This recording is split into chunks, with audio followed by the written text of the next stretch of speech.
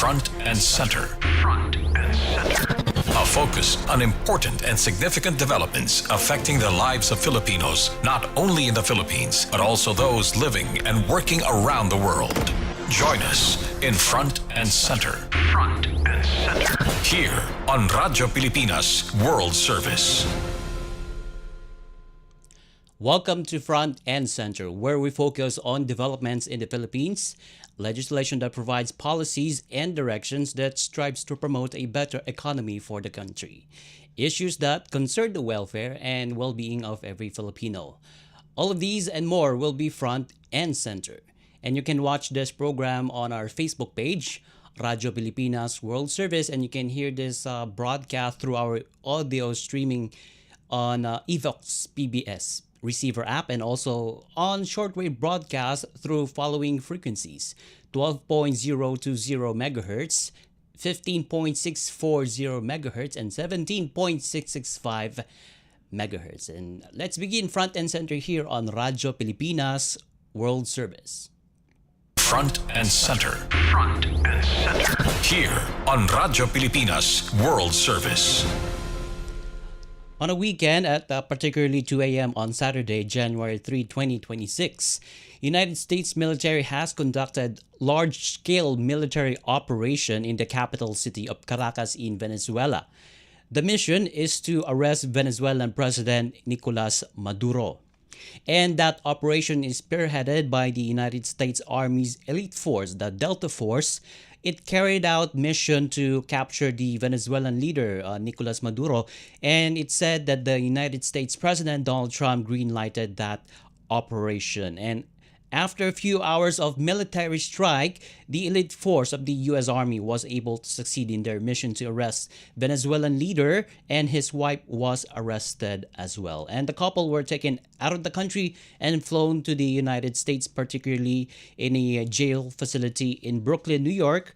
The couple were sent in a jail facility while Maduro is awaiting trial on charges in connection to drug trafficking and working with gangs, as U.S.-based media outlet CBS News reported. And the strikes follow months of U.S. military pressure on Venezuela, with an aircraft carrier and numerous other warships deployed in its coastal waters to conduct deadly strikes on more than 30 boats allegedly transporting drugs. And meanwhile, the Philippine Department of Foreign Affairs, through its spokesperson, Assistant Secretary Angelica Escalona, called on all concerned parties to resolve disputes peacefully and avoid actions that could further escalate tensions. And the Foreign Affairs, the department monitors the evolving situation in Venezuela. And as Assistant Secretary Escalona said, the Philippine Embassy in Bogota, Colombia, which serves as the country's non-resident mission for Venezuela, has issued a travel and safety advisory for Filipinos in the South American nation. And to give us an update regarding the situation in Venezuela, particularly the situation of our Filipinos living and working in Venezuela, we have on the line the consul or the Chargé d'Affaires of the Philippine Embassy in Bogota, Colombia, Consul Judy Razon. Good morning, Consul Judy Razon. Welcome to Front and Center here on Radyo Pilipinas World Service. Good morning. Good morning to everyone, especially to all your listeners. All right. Thank you so much for accommodating our invitation here in the program. Okay. So, although this military operation was conducted on a weekend on the Saturday morning, January 3, 2026. So, but can you give us a current situation in Venezuela as we speak, Consul Razon? Okay, so with respect to the Filipino community, our direct communication with them is through our group chat, and it is there where they are providing us with updates on their situation. And as far as they are concerned, since yesterday or since January 3, they reported to us that they are safe. None of them were injured in the incident. And as of today, we have not heard of any other incidents or happenings that have alarmed them. I see. Okay. But this military strike is concentrated in Caracas only. Is that right, Consul Razon? There are areas that were affected, but gladly, our Filipinos, although they are located in different areas of Venezuela, were all safe during the incident. I see. In light of the recent military operation and the capture of its president Nicolas Maduro and his wife, what is the embassy's current assessment of the security zones in the capital city and in other major cities in Venezuela? So, did you or do you identify specific no-go areas that Filipinos should avoid? Yes, actually, our advisory for our Filipino community to, remain indoors and avoid going out, remains. The situation is very volatile, Mm-mm. so we would like them to keep indoors, to keep themselves informed through the news or the internet. There is electricity and internet, so they can monitor everything, the news through their monitors. I see. But I have the information here, Consul Razon, that we have 74 Filipinos living and working in Venezuela. So, how many Filipinos are in Caracas? Okay, so in Caracas, we have, based on our survey, we have around 23 Filipinos. 23. Okay. And the rest of the 74 are spread out throughout the Venezuela. Yes. I see. Okay. And which particular sector Filipinos are working there? Are they involved in some important industries in Venezuela? Mhm. Most of the 74 Filipinos are actually members of the religious community. So they are nuns, priests, and missionaries. And there are Filipinos who have also settled down in Venezuela, married to Filipinos, married to Venezuelans, and they have their families there already. We received information that there are oil and gas workers, but we have requested the Department of Migrant Workers to verify this information because we don't have the data on this. Okay, so most of them are working in religious sector, while others are married to Venezuelan citizens, and although you are Filipinos still as well. yeah, and you're confirming to migrant workers department that there is Filipino workers are working in oil and gas industry there in Venezuela. Okay, We have yet to receive the confirmation from the DMW. I see. Okay. All right. So, um, any reports of Filipino nationals being injured or caught in the recent strikes in the capital city? No, we have not received any report. This is a direct information from our Filipino community that was conveyed to us through the group chat.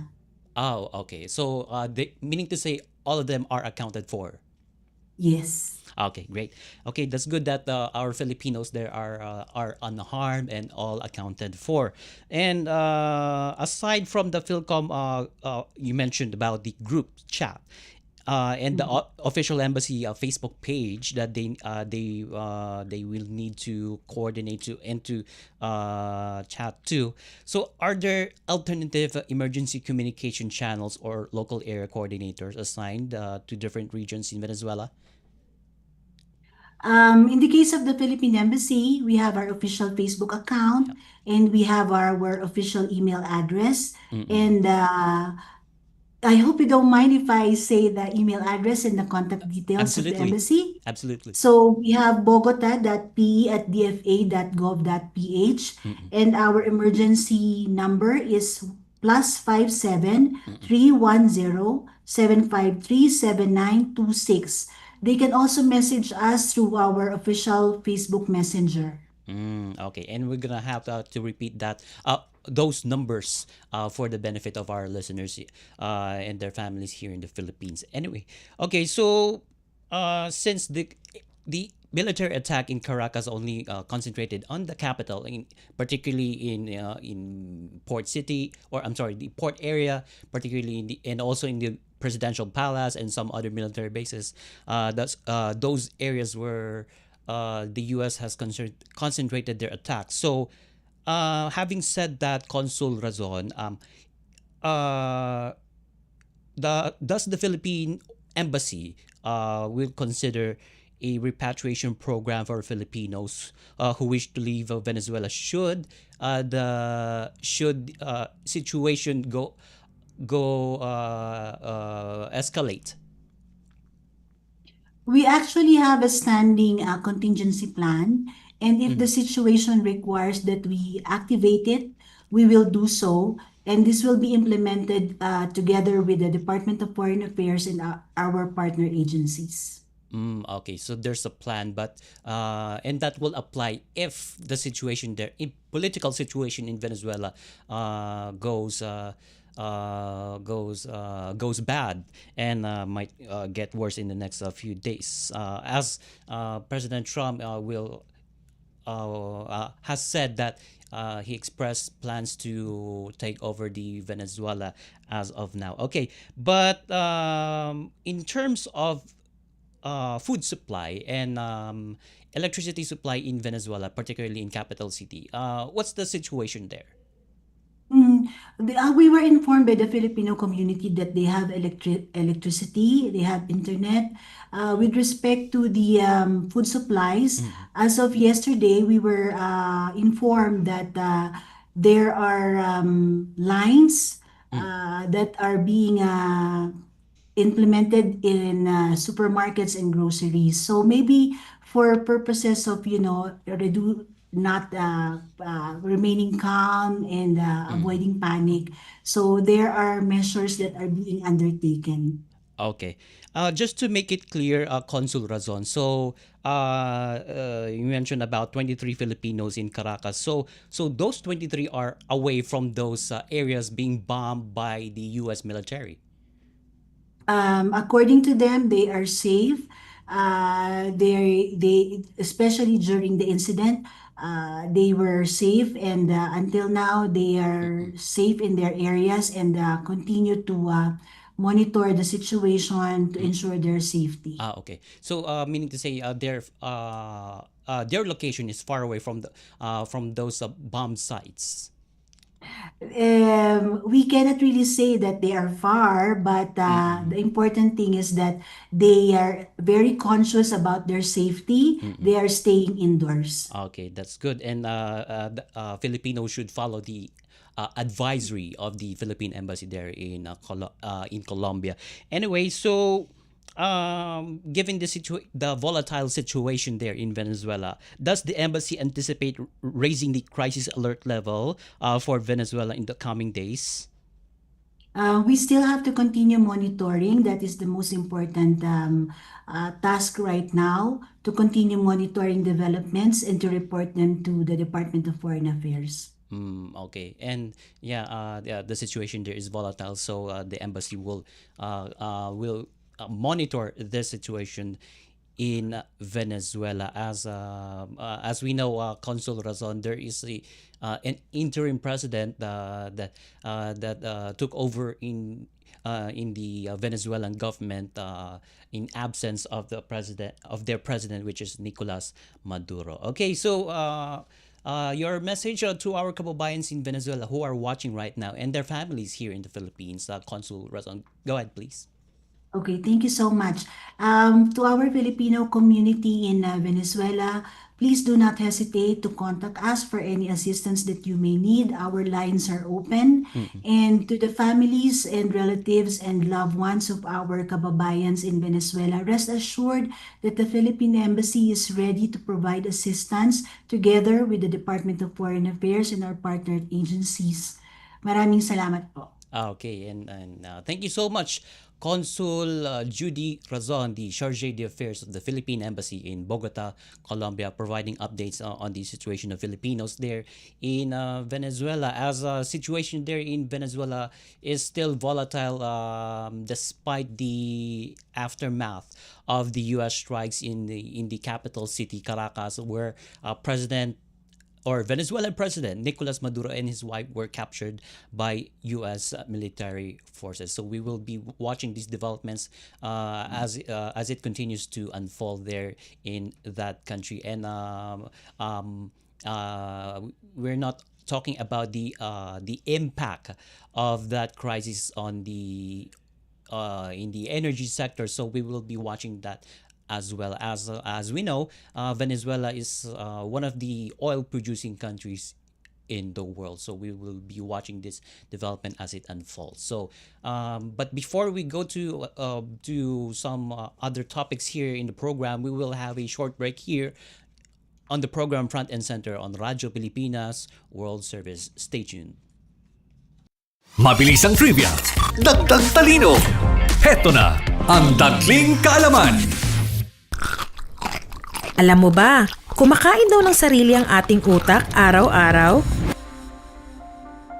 Ang prosesong ito ay tinatawag na phagocytosis, kung saan ang mga cell sa utak ay nililinis ng mga sirang bahagi o sobrang koneksyon para manatiling maayos ang takbo ng ating isip. Kapag natutulog tayo, mas aktibo pa ito na parang garbage collector ng utak na naglilinis ng mga basurang selula at lumang koneksyon. At sa proseso ng paglaki, lalo na sa adolescence, tinatanggal ng utak ang mga hindi na ginagamit na koneksyon para mas maging matalino, mas mahusay at mas handa tayo sa adult life. Kaya oo, kumakain ng sarili ang utak mo, pero ginagawa niya ito para mas maging mahusay ka. Kaunting kaalaman na malaking dagdag talino. Abangan muli ang susunod na Dagling Kaalaman. Itinuloy na po natin ang zero balance billing. Libre po.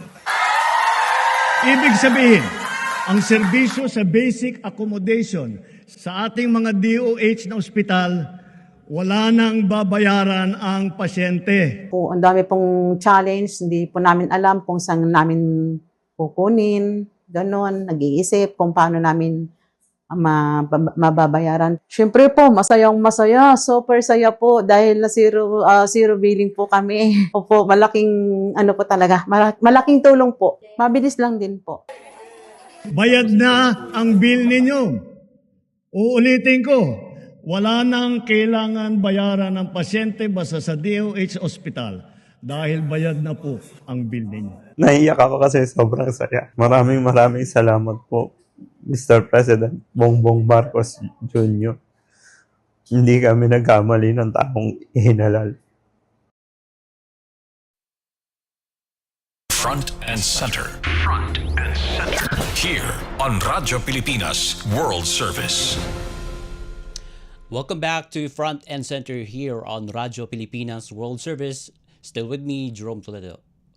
And today, January 5, President Ferdinand R. Marcos Jr. will sign or set to sign the proposed 2026 national budget this Monday morning, marking the approval of a 6.7 trillion Philippine peso spending plan for this year. And we are waiting for a speech of the president regarding that.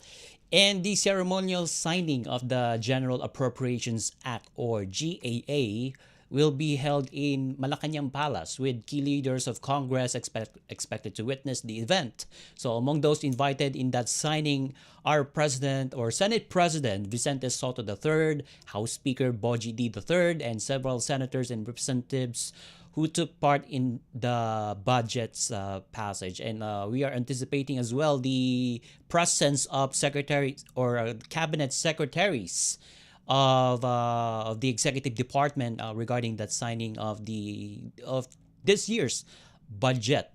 And the House of Representatives earlier ratified the bicameral conference committee report on House Bill number 4058, the 2026 General Appropriations Bill, through a viva voce vote on December 29th.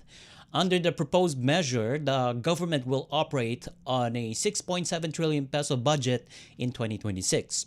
And that includes a historic allocation for the education sector equivalent to 4.1% of the country's gross domestic product, exceeding international benchmarks for learning investment. Meanwhile, health and agriculture also rank among the top priorities for next year.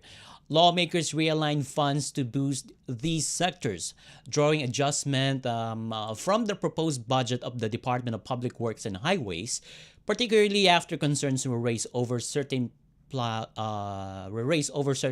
control projects. And I think we are now witnessing the president is about to sign the document containing the 2026 national budget. So both leaders of the House and at the Senate, as well as representatives and senators and secretaries, are witnessing that event as the president is about to sign that document, or this year's national budget. And the signing of the 2026 national budget is expected to formalize the government spending direction for the year, focusing on social services, economic growth, and improved public welfare. Okay, so we are now witnessing the signing of the president of this year's 2026 General Appropriations Act. So it's now a law, rather.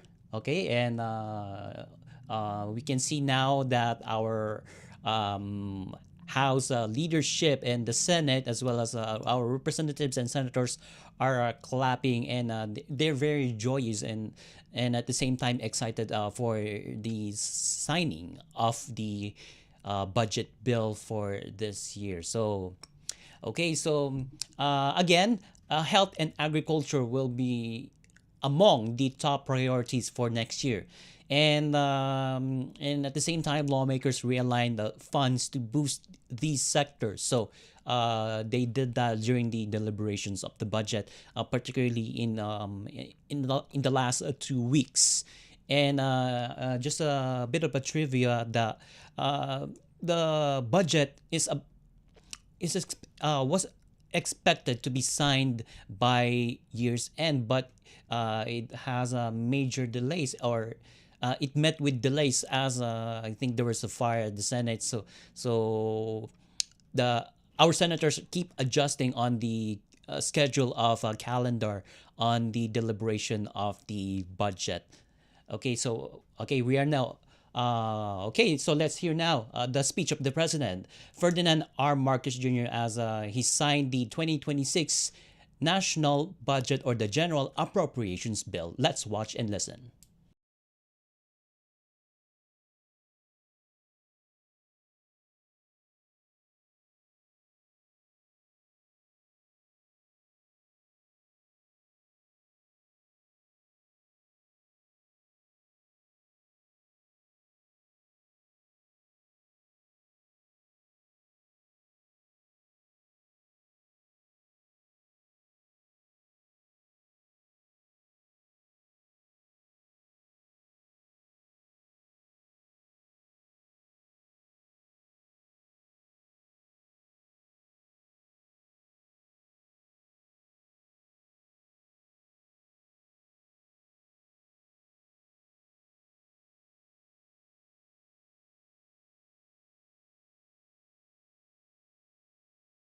Bing, what's happening?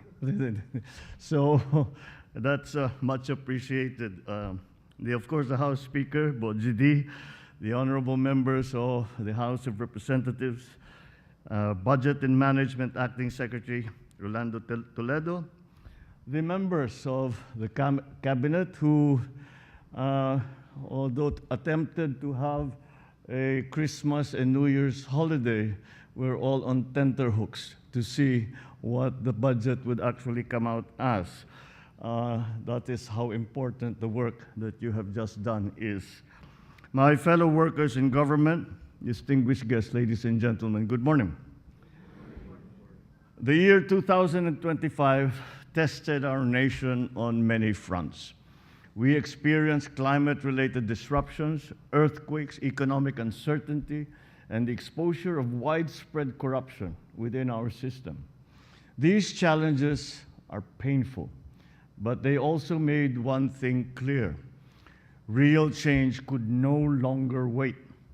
And so as we enter this year, let us take this opportunity to start moving forward with difficult but needed reforms in governance, to rebuild the trust in us, to strengthen accountability, deliver an honest and effective government to the Filipinos.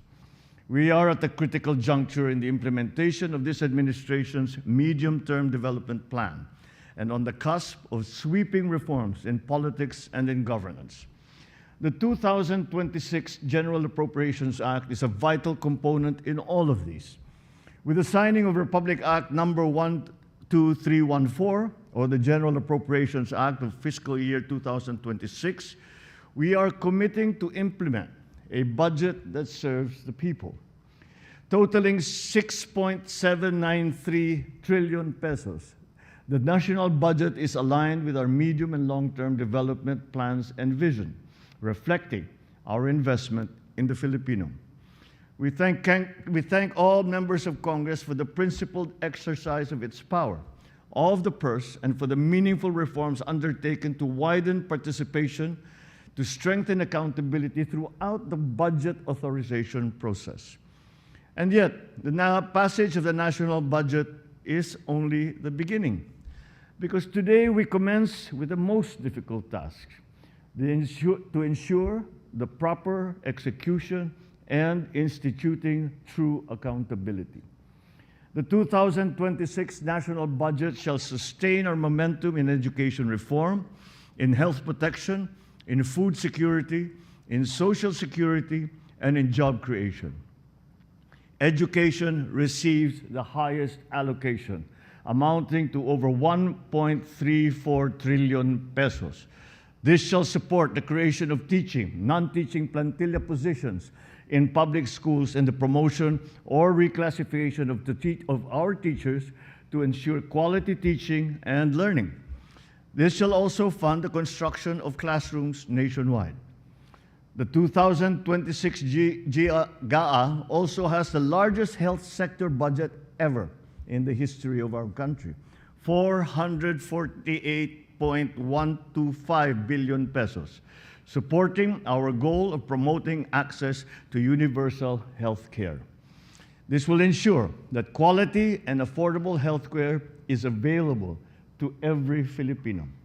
1 billion pesos has also been allocated to the Department of Health's Universal Health Care Fund for this zero balance billing program in local government hospitals as well, covering inpatient services in basic accommodation. The budget also allocates resources for disease surveillance, rapid response mechanisms, and sustainable health financing. This budget further strengthens the PhilHealth with nearly 129.8 billion pesos, including the 60 billion pesos directed to be restored, aligned with the decision of the Supreme Court. These funds shall support preventive health care and the improvement of PhilHealth benefit packages, lowering the out-of-pocket expenses of Filipino families. On the other hand, the agricultural sector receives over 297 billion pesos, solidifying our commitment to modernizing supply systems and supporting farmers and fisherfolk. Crucial investments in farm-to-market roads will connect farming communities to economic hubs, reduce transportation costs, and minimize post-harvest losses. We will also transform our social protection system, moving beyond short-term relief to address systemic vulnerabilities and to promote sustained inclusive growth. Supporting this, the social services sector is provided with more than 270 billion pesos. We will prioritize social services that enhance the quality of life of every Filipino, safeguard the welfare of all sectors, and foster human capital development. Through our responsive and rationalized flagship programs, this budget aims to steer us towards achieving a single-digit poverty rate by 2028. The 2026 national budget also supports the implementation of the updated base pay schedule and increased subsistence allowance of military and uniformed personnel. This underscores our commitment to uphold the welfare of the men and women who safeguard our nation. As our uniformed personnel protect our territory, so we shall also serve as vanguards of public funds, ensuring the prudent use of every peso. We will strictly implement the provision on the prohibition of political involvement in the distribution of cash and other forms of financial assistance. Politicians shall be barred from the distribution of any financial aid, and we shall ensure that the support reaches the intended beneficiaries without patronage. Walang bawas, walang kulang. We will also strengthen the role of local government units to the increased allocations under the Local Government Support Fund, enabling them to address local development needs, support livelihoods, and create safe and resilient communities. I stand firm in my constitutional duty to ensure the faithful execution of laws. Therefore, I hereby condition the implementation of certain provisions in this Act to conform to existing laws, policies, rules, and regulations. These include the Quick Response Fund, the QRF, engineering and administrative overhead expenses, payment of retirement benefits and pensions, capacity development programs, and foreign service posts. Moreover, keeping in mind our pursuit of economic recovery and sustainable growth, we shall implement programs and projects in accordance with laws, rules, and regulations. These are the School-Based Feeding Program, Medical Scholarship and Return Service Program, Pamana Program, Residential Care Services to vulnerable groups by accredited social welfare and development agencies, implementation of infrastructure projects of GOCCs, and programs and projects related to senior citizens and persons with disability. This shall ensure that these programs promote our long-term development goals. With the approval of the 2026 GAA, I acknowledge that the 2025 GAA was deemed reenacted and remained in force and effect until January the 4th, 2026. In this regard, the DBM shall consider the expenditures lawfully incurred under the reenacted budget in formulating its fund release for the guidelines of fiscal year 2026. We acknowledge the support of Congress in limiting the unprogrammed appropriations to essential needs. However, I push further and reduce it to the absolute bare minimum. This shall be at the level lowest since 2019. Let me be clear. The unprogrammed appropriations are not blank checks. We will not allow the unprogrammed appropriations to be misused or treated as a backdoor for discretionary spending. Its utilization is provided with safeguards and is only available when clearly defined triggers and tests are met, and will be released only after careful validation. My administration will enforce these safeguards without exception to serve the public interest and to advance our national development goals. We will make releases charged from the UA transparent, providing the necessary details on the funding source and the corresponding purpose. Lastly, to ensure that public funds are expended in clear service of national interest, I vetoed several items of appropriations with their purposes and corresponding special provisions under the UA, totaling almost 92.5 billion pesos. So I direct now all concerned departments and agencies of the national government to exercise prudent fiscal management to ensure uninterrupted quality public service. Sa ating mga kababayan, dama po namin ang inyong agam-agam at pangamba sa nakaraang budget. Kaisa ninyo ako sa pagnanais na masiguro ang bawat pisong buwis ay mapupunta sa tamang proyekto at sa tunay na pangangailangan ng ating taong bayan. Naririnig namin po kayo. Sa national budget ng 2026, malinaw ang direksyon ng inyong pamahalaan. Magiging mas masinop, mas maingat, mas responsable kami sa paggastos ng pondo ng bayan. Ang bawat programa at proyekto ay dadaan sa masusing pagsusuri upang masiguro na ito ay may malinaw na benepisyo sa mamamayan, lalo na sa sektor na mga nahigit na nangangailangan. Magtatrabaho ang administrasyong ito upang mapabuti ang sistema, mapalakas ang pananagutan at matuldukan ang katiwalian. Sa lahat ng adhikaing ito, dalangin ko na maging katuwang namin ang bawat mamamayang Pilipino. Ang pagbabantay, ang pagtatanong, ang pag-uulat at ang pakikilahok sa mahahalagang bahagi ng isang gumaganang demokrasya. Kasama ninyo kami sa layunin tiyakin na ang budget ng bayan ay para sa bayan. Hindi tayo napapayag na mapunta sa kurakot ang salaping pinaghirapan ng bawat Pilipino. Sa pagharap ngayon natin sa bagong taon, nawa ang apoy na nag-aalab sa ating mga puso ay magdulot ng tunay na pagbabago tungo sa isang maunlad na kinabukasan. Mabuhay ang bagong Pilipino, mabuhay ang bagong Pilipinas. Maraming salamat at magandang umaga po sa inyo lahat. Thank you, Mr. President. And you just heard the speech of President Ferdinand R. Marcos Jr. as he signed the 2026 General Appropriations Act, or Republic Act number 123414, which enacts the 2026 national budget. So a quick take but before we go. So both executive and legislative are happy now that the budget for this year has been signed by the president. And just a quick trivia, President Marcos Jr. spent the holidays reviewing that budget. So it took him more than a few days to review the more than 4,000 page of that General Appropriations Bill, which now today is now the General Appropriations Act.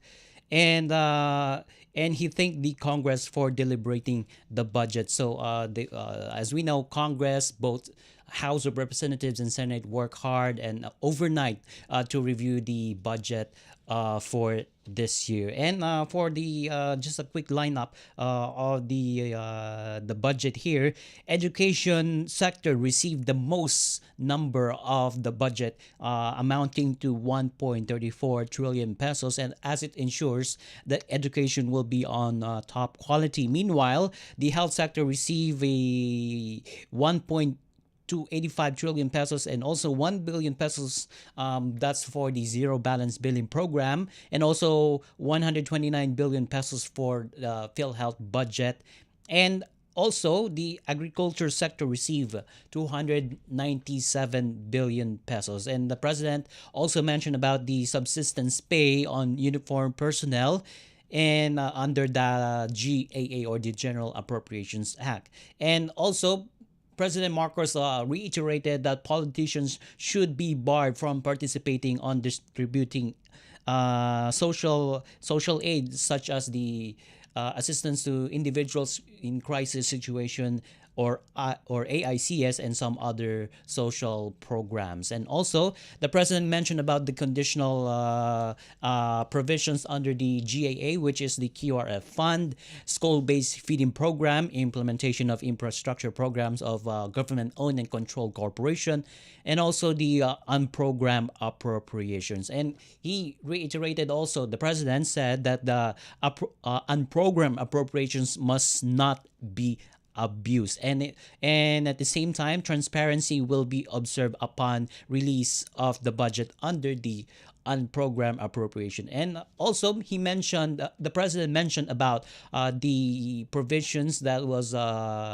vetoed, amounting to 92.5 billion pesos. And in the end, President Marcos Jr. assured that the responsible use of 2026 General Appropriations Act will be observed, and at the same time, this budget, which is the General Appropriations Act, will be served for the people, and he said that the corruption would not he would not let corruption reign on that General Appropriations Act or the 2026 national budget. And there you have it. We now conclude this edition of Front and Center here on Radyo Pilipinas World Service. Together with our technical team headed by Ms. Susan Aizon, also on Warcast, we have Justin Ucias, and audio streaming, Mr. Leo Magpayo. This is your host, Jerome Toledo. Until next time, mabuhay. You have just heard and watched Front and Center. Front and Center. Join us again for another edition here on Radyo Pilipinas World Service. Front and Center.